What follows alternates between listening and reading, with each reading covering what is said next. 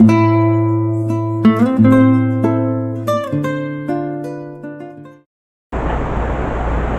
meus irmãos e minhas irmãs, tudo bem com vocês? É uma satisfação grande para mim poder, através da palavra de Deus, nos reencontrarmos aí toda semana e podermos juntos estudarmos a palavra de Deus. Eu gostaria, antes de iniciar esse estudo de hoje, de convidá-los para uma palavra de oração.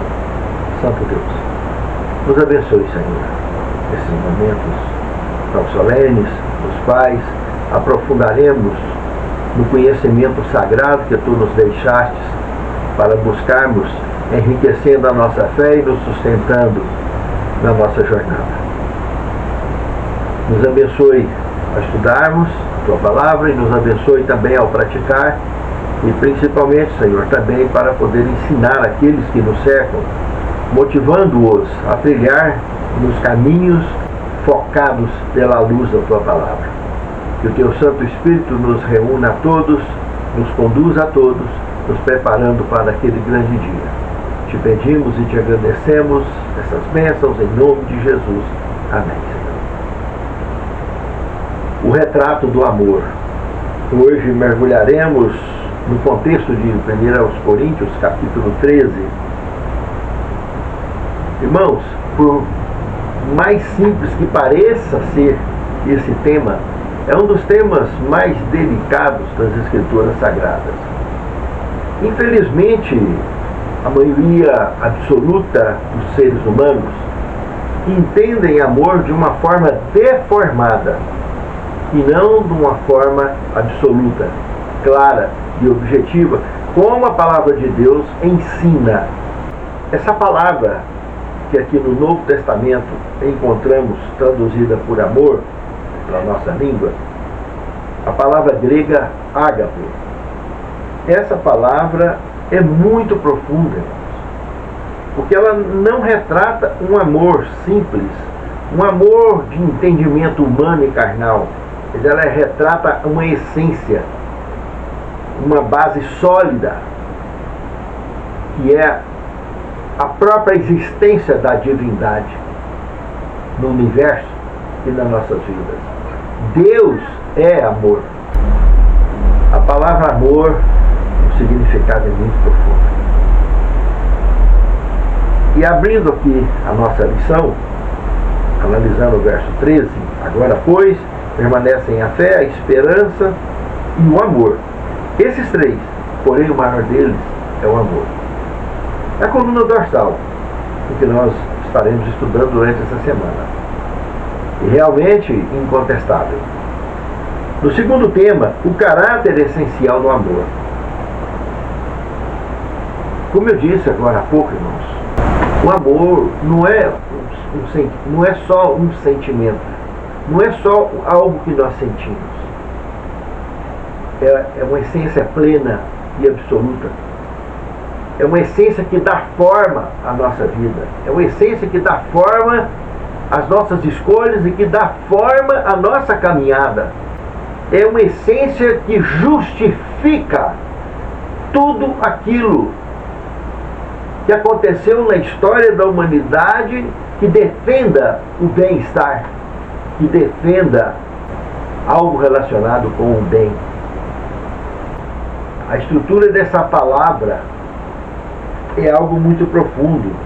De fato, o que 1 Coríntios trabalha, nesse capítulo, o amor, é a motivação que o Espírito Santo nos dá para agir com afeto, com caridade, com virtude e bondade. É a entrega total das ações, sentimentos, pensamentos a Cristo e ao próximo. Um resumo bem prático e bem simples o que esse conteúdo da lição nos apresenta. Porque a missão nossa nesse mundo, meus amados irmãos, não tem nada a ver com egoísmo ou egocentrismo, de ver só o que está bom para nós. É fundamental nós, nesse mundo, entender a nossa missão. E nós temos dois focos distintos no nosso trabalho missionário. Amar a Deus e adorar a Deus em espírito e em verdade, que é o nosso Criador, mantenedor, é aquele que nos dirige, nos sustenta e que pagou a dívida impagável para justamente nos resgatar. Isso explica o amor dele. Amou o mundo de tal maneira, é o que diz o texto sagrado. Deus amou o mundo de tal maneira que deu seu único da espécie, seu unigênito, para que todo aquele que nele crê não pereça, mas tenha vida eterna. Mas também, se ele morreu por mim, morreu por ti e por todos, independente da religião, da classe social, da condição social, ou da condição de vida que tenha, se saudável, se doente, independente da cor, ou da tribo, ou da religião que tenha, não importa. Se ele morreu, nós temos que olhar para esses indivíduos, porque a nossa missão está relacionada com eles também, para que possamos atraí-los para os pés do Salvador, para que o Salvador possa salvá-lo assim como está salvando a mim e a você. É fundamental entendermos o verdadeiro significado dessa palavra e dessa essência. No terceiro tema, o que o amor faz. Aqui no terceiro tema, vamos ver o que o amor faz. E no próximo tema, no quarto tema, o que o amor não faz. Tudo extraído de 1 Coríntios, capítulo 13. Então vamos lá, o que o amor faz. Primeira coisa, ele é paciente. Tolerância, paciência, irmãos, é uma virtude extraordinária que é concedida àqueles que aprenderam a trilhar focados nesse verdadeiro princípio. Não é fácil não, meus amados. É tenso. Principalmente para as pessoas que têm um conhecimento pleno da verdade e percebem às vezes a injustiça, a maldade, um monte de coisas mais, sendo arremessadas em cima do semelhante ou em cima dele mesmo. Ter paciência nessa situação, só focados em Cristo, só pelo poder de Cristo, para que possamos realmente entender esse significado. Mas é um passo já da conexão, do entendimento sobre essa essência maravilhosa, sobre a existência dessa maravilhosa, que conhecemos traduzido por amor. E Deus é amor.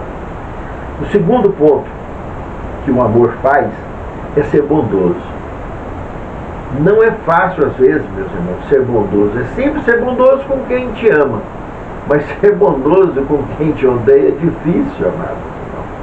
É difícil, meus amados. Não é muito fácil, não. Você tratar bem quem te trata mal, isso não é fácil. Só um coração bondoso realmente consegue fazer isso de forma despretensiosa e desinteressada. Uma outra coisa que o amor expõe claramente, que nos identifica também com facilidade, é que ele se alegra com a verdade. Isso é bacana. Pessoas que têm prazer em ouvir a verdade é muito bacana. Hoje eu tive uma experiência interessante. Eu estive conversando com um moço, que inclusive é meu xará, e ele demonstrou essa característica no seu coração. Ele não tem tanto vínculo religioso como ele tem vínculo com a verdade. Ele deixou claro que a Bíblia para ele é muito importante.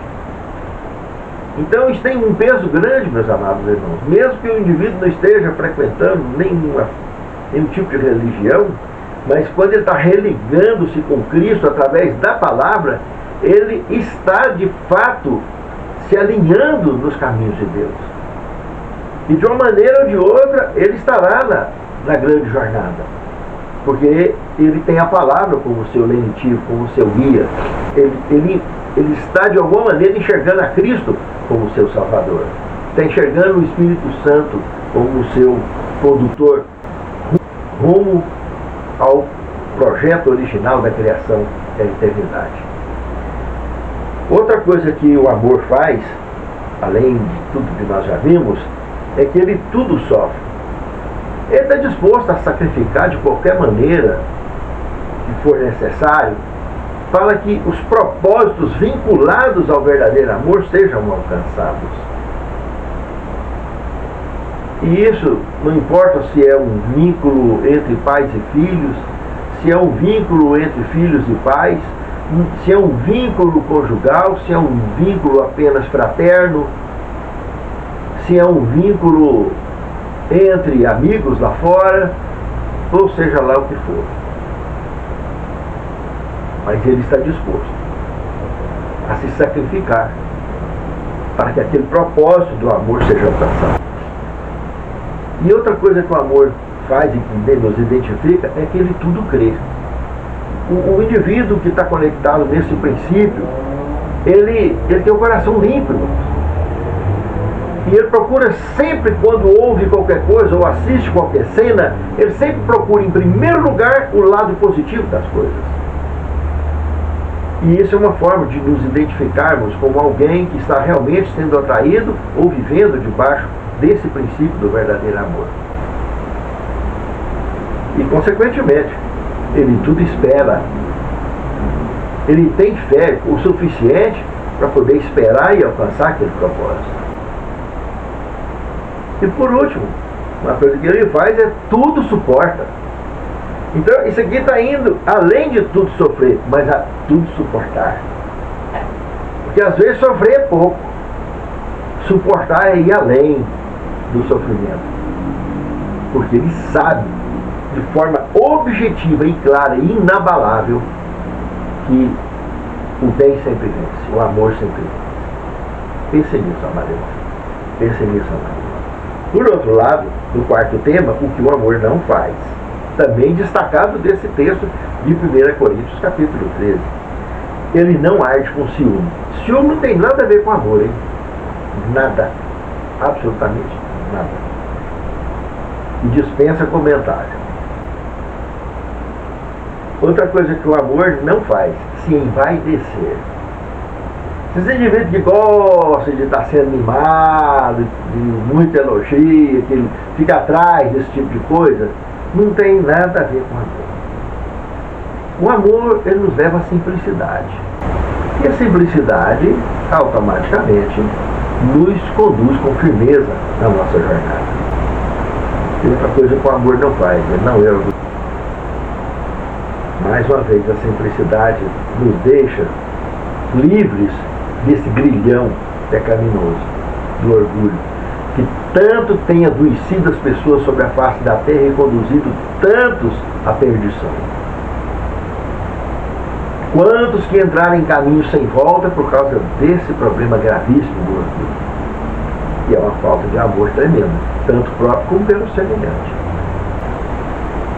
E outra coisa que ele não faz, se conduzir de forma inconveniente. Nós não podemos ser inconvenientes, irmãos. Nós não podemos ser antipáticos. Nós precisamos de aprender a respeitar os limites alheios. Então esse é um detalhe muito importante, que ele não se conduz de forma inconveniente. As pessoas que estão realmente vinculadas à forma correta de amar, de pessoas que estão realmente conectadas com o Eterno. Outra coisa que ele não faz, de buscar os próprios, ficar buscando interesse, ser pessoas interesseiras. Pessoas interesseiras não conhecem esse tipo de amor. Livro de comentários. Outra coisa, ele não se irrita.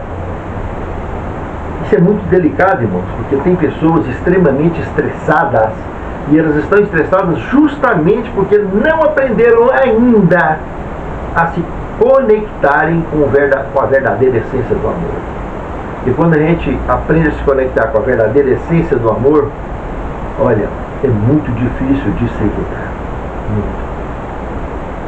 Não é comum essa irritação sensível que a gente vê por aí. Isso é muito sério. E outra coisa que ele não tem, ele não se ressente do mal. Não fica guardando mágoa, guardando ressentimento, esse tipo de coisa.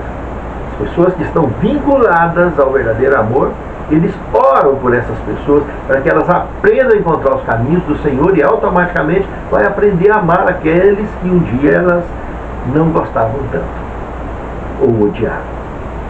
Vai entender o sentido da conversão e do amor. E principalmente, quem está conectado com esse tipo de amor jamais se conforma com a injustiça. Jamais se alegra com a injustiça. Jamais. De forma alguma. Injustiça é uma base de tristeza e jamais de alegria, seja de quem for. Injustiça não é coisa de Deus, nunca foi. Pense nisso, amado irmão. Pense nisso, amado irmão. Quinto tema, retrato de Jesus. Se nós olharmos dentro de 1 Coríntios 13, irmãos, Jesus é paciente, é bondoso, ele se alegra com a verdade, ele sofre tudo e tudo suporta e ele em tudo crê. Esse resumo todo nós podemos olhar para Apocalipse 1:5 e ver que ele foi o primogênito dos mortos. E ele foi o único ser que até hoje no universo morreu de forma absoluta. Morte eterna. Ele tanto sabia que o tipo de morte que ele ia ter, que lá no Getsemane ele suou sangue. Porque ele sabia que para pagar o meu e o seu preço, e o preço de todos aqueles que caíram um dia, desde o início do pecado, precisava de ser uma entrega absoluta e plena de sangue puro que nunca pecou. E esse era o do Filho do Deus vivo. Ele sabia que tipo de morte ele ia sofrer. Não era simplesmente um sono da morte, mas uma morte absoluta. E ele morreu e pagou o preço, porque ele é a essência do amor. E isso por amor de mim, por amor de você. Aquelas criaturas que ele criou um dia à sua imagem e semelhança e queria preservá-las para sempre. Que é o que ele vai fazer comigo e com você, e nos reunir de novo com aqueles irmãos nossos que não caíram, que nunca caíram, que vivem como raça pura no reino eterno hoje. Onde também está Moisés, que saiu daqui e foi para lá, onde está Elias, Enoque, que foram vivos para lá, dentre outros que ressuscitaram junto com Cristo, quando Cristo ressuscitou, que a Bíblia revela. Esses, irmãos, são pessoas que já vivem lá, já foram reunidas com os antigos, raça puras, que vivem lá desde o início da criação. E eu e você estamos caminhando para sermos reunidos também com esse grupo todo e de uma vez por todas fazermos história, participarmos do ponto histórico aonde o pecado será extinto e a eternidade de pureza e maravilha será para sempre, onde eu e você estaremos assistindo essa mudança toda para todo sempre. Pense nisso, é coisa linda demais. Fé, esperança e amor, sexto tema. Um trio maravilhoso despertado desde o início da abertura dessa lição de hoje, né? E destacando que o amor é o maior deles. Porque a fé, na realidade, nós estaremos vendo face a face. Então, não terá necessidade do exercício de fé, mas porque nós vamos estar sempre vendo face a face com o Senhor. Coisa linda isso, né? E supera os fatores da fé de hoje que nos conduz à esperança, que também não vai necessitar mais. Por quê? Porque não vai existir mais pecado, nem pranto e nem dor, porque as primeiras coisas são passadas e todas de fato são eternidade, são fatos. E o amor, nós estaremos face a face com ele de forma absoluta, vivendo, nos tornamos partes dele, limpa pelo sangue de Cristo, revestidos pelas vestes de Cristo e vivendo a eternidade. Finalizando, alma curada. Eu queria citar um texto aqui de educação, na página 79, que diz o seguinte: somente o amor que se origina do coração de Cristo pode curar. Unicamente aquele em quem esse amor flui, assim como a seiva na árvore e o sangue no corpo, poderá restaurar o coração ferido. Ó Senhor, que o teu poder, o teu sangue maravilhoso, que um dia foi derramado por nós, esse e a sua essência nos alcance, nos limpe, nos lave e nos prepare para o teu reino. E nos habilite a ensinar nos outros, a atrair os outros, para que façam parte do teu povo, que está sendo reunido sobre a face da terra, dentre outros, para que nos encontremos com o Senhor nas nuvens dos céus em muito breve. Te pedimos essas bênçãos e agradecemos em nome de Jesus. Amém.